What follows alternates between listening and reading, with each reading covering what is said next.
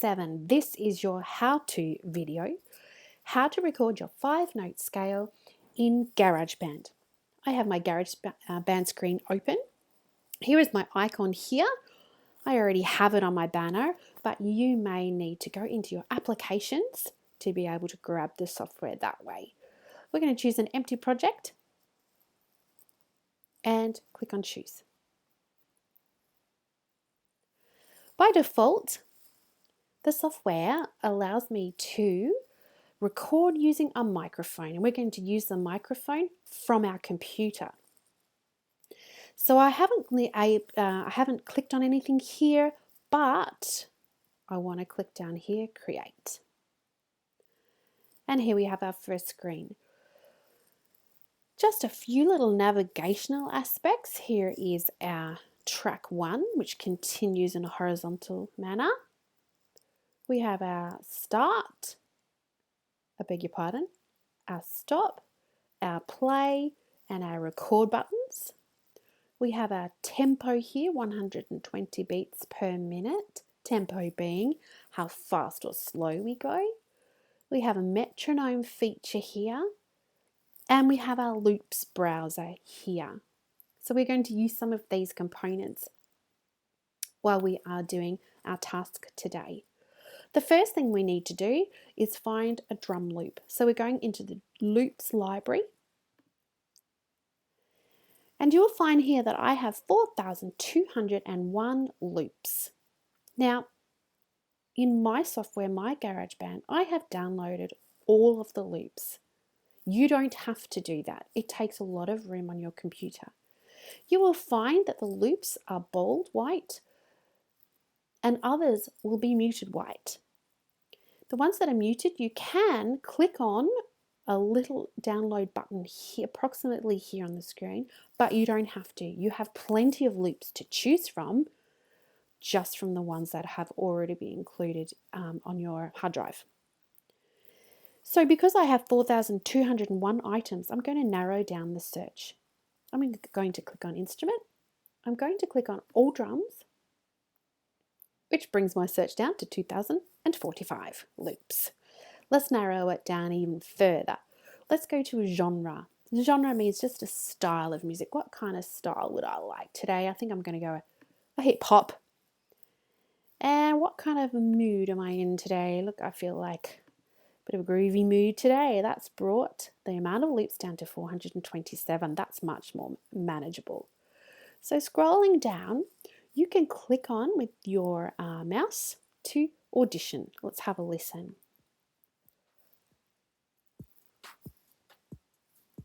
And you just simply click on the mouse again to stop it.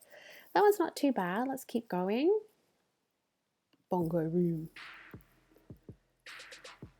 You know what? That's pretty cool, but actually I want something that gives me a really strict, a real defined beat. So I'm going to keep going.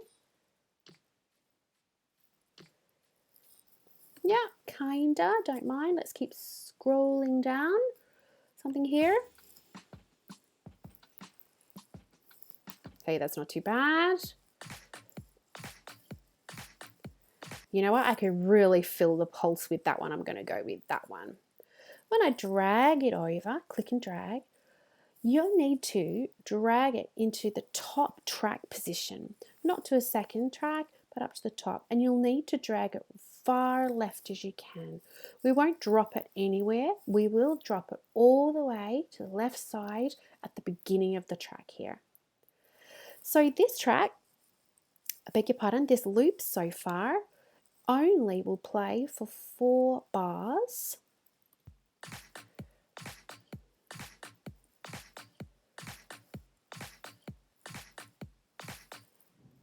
And then it stops and it runs out. Let's move the track header back. By the way, instead of clicking and dragging, you can also do the shortcut, which will take you straight back to the beginning.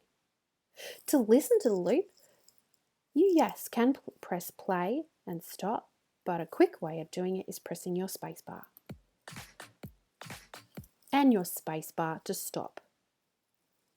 All right, Your task today is to find a drum loop and to drag it into track number 1. The second thing with this particular aspect though is you need to continue this loop so that it lasts for 12 bars. 1, 2, 3, 4, 5, 6, 7, 8, 9, 10. Here's 12 bars under here. Let's stretch it just a little bit. Yeah, I've just used that feature there. So here's our 12th bar, and I want to continue through to the end of bar 12.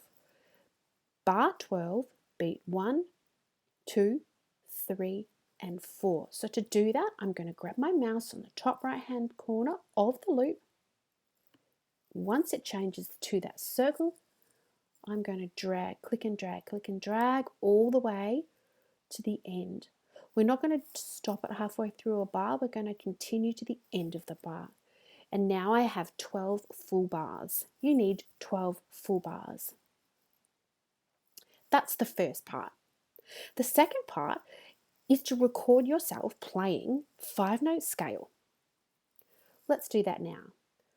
To create a second track, we are going to use the plus button here, add track, and again by default, we have the record using a microphone audio track type. So I don't need to click anything there because that's what I want to do. I want to record with my laptop and press create. My track head is in the way at the moment. I'm just going to get it out of the way by taking it back to the beginning. So here I am ready to record. A few things before we start. We are going to let the drum loop play for 2 bars before we start. So that means at that point there. The other thing is that when we play a 5-note scale, we are going to play every note for 4 beats. So we're going to do a semi-breve on each note. We're going to double check that this track is highlighted, not that track. Otherwise, we will record over the top of our drum loop. We are going to record on our second track, so we make sure that that's highlighted. And you just do that with the mouse. Okay, I'm about ready to record, so I'm going to press the record button. I'm going to wait for my 2 bars, 1, 2, 3, 4, 1, 2, 3, 4, and then I'm going to start recording. Here we go. 1, 2, 3, 4, 1, 2, 3.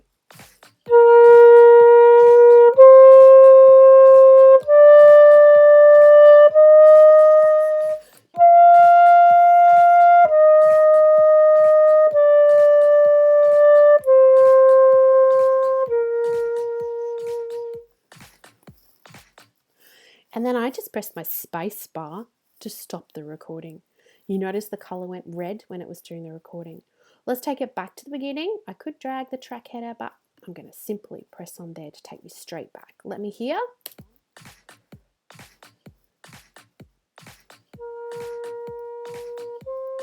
Hey, that's not too bad. My semi-breves, my 4-beat notes are pretty well in time. With the drum loop, that's sounding pretty good. You can hear me saying 1, 2, 3, 4, 1, 2, 3, 4 at the beginning. You don't need to do that. I've just done that to give you the example of when to start. Cool. When I listen to my track, my recording, I can kind of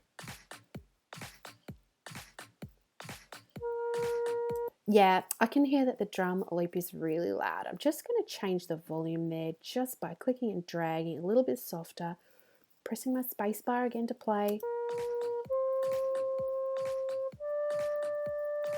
Yeah, I like that. I think that the flute part is a little bit bolder, it's a little bit louder, and I can hear that better. Okay, you know what? Our task is done. But if you want to actually add something pretty cool at the end, you can go back to your loops, delete your previous preferences, into instruments, sound effects. You get these really cool sound effects all the way through. And I kind of like, whoa, sorry if that was too loud in your ear. I kind of like some of these booming sounds at the end, the boomer effects. Let's have a little look. Yeah, that kind of sounds cool. I like that. So I'm going to click and drag into a third track. Do you notice it has automatically made an extra track for me? I didn't need to create a new one here. I'm going to make the third track, I'm going to line it up so it's right on the beginning of bar 13. Let's just click over here so we can hear this last little section by pressing the space bar.